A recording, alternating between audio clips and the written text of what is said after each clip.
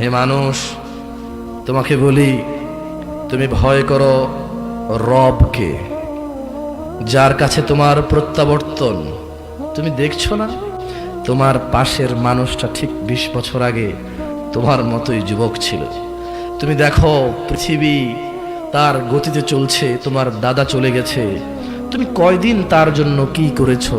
তোমার নানা চলে গেছে, তুমি কয়দিন তার জন্য কি করেছো? তোমার কোন আনন্দ, কোন উৎসব তোমার মৃত বাবার শোকে তুমি বাদ দিয়েছ?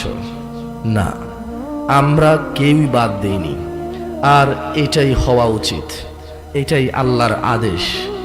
আল্লাহর আদেশ এটাই, মানুষ তার জীবন পরিচালনা করবে আল্লাহর সন্তুষ্টির দিকে।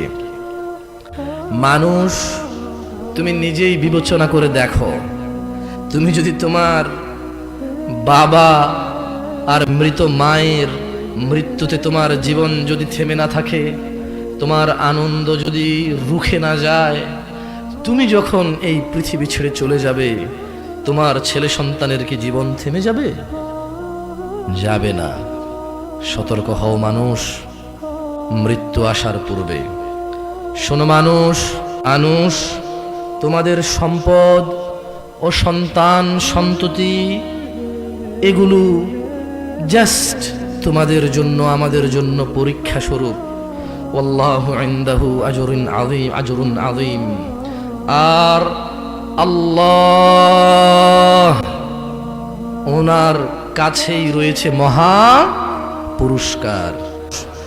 মানুষ, তোমার ছেলে সন্তান তোমার কাছে যেন এতটা প্রিয় না হয় যে তুমি পরোয়া করবে না কুফরি, তুমি পরোয়া করবে না শিরক, তুমি ছেলে সন্তানের সুখ শান্তির জন্যে, তথাকথিত 60-70 বছর সুখ শান্তির জন্যে তুমি বিসর্জন দিবা না তোমার অনন্ত জীবনের সুখ।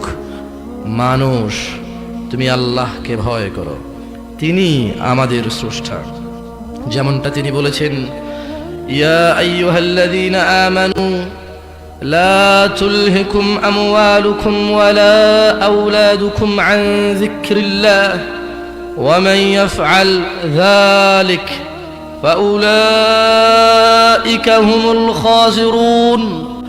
হে তোমরা যারা ঈমান এনেছো, তোমরা যারা দাবি করো যে আমরা ঈমান এনেছি পৃথিবীর প্রতিপালক আসমান ও জমিনের মালিকের উপর, আমরা ঈমান এনেছি উনার নাজিলকৃত কিতাবের উপর, আমরা ঈমান এনেছি অদৃশ্যে থাকা ফেরেশতার উপর।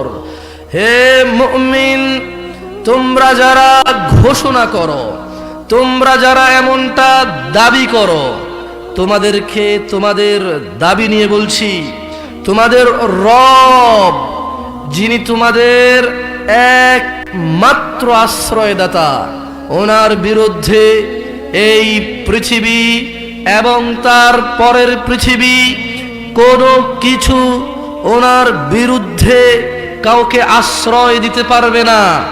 মানুষ, তোমার রব তোমাকে ডেকে বলছে, তোমার রব তোমাকে ডেকে বলছে, ইয়া আইয়ুহাল্লাযীনা আমানু, হে তোমরা যারা ঈমান এনেছো, লা তুলহিকুম আমওয়ালুকুম ওয়ালা আওলাদুকুম আন যিকরিল্লাহ ওয়া মান ইয়াফআল যালিকা ফাউলাইকা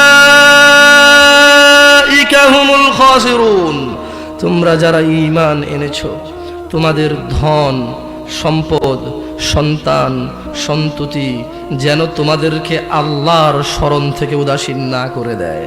ঈমানদাররা তোমাদের ধন সম্পদ, তোমাদের ছেলে সন্তান যাতে তোমাদের মহান রব্বুল আলামিনের স্মরণ থেকে তোমাদেরকে ভুলিয়ে না দেয়। যদি তুমি তোমার সন্তান সন্ততির মোহে এসে, যদি তোমার সম্পদের দাম্ভিকতা নিয়ে তুমি যদি রবের স্মরণ থেকে দূরে আসো, রব ঘোষণা করেছে, হে ঈমানদার, ওয়া মান ইয়াফআল যালিক, আর তোমাদের মধ্যে যে ছেলে সন্তান সম্পদের জন্য আমি রবের জিকির ভুলে যাবে, স্মরণ ভুলে যাবে, হারাম হালালের তাওয়াক্কা করবে না, হারাম হালালের পরোয়া করবে না, ফাউলাইকা হুমুল খাসিরুন, যতজন এটা করবে এদের প্রত্যেকেই ক্ষতিগ্রস্ত। শোনো মানুষ, রবকে ভয় করো।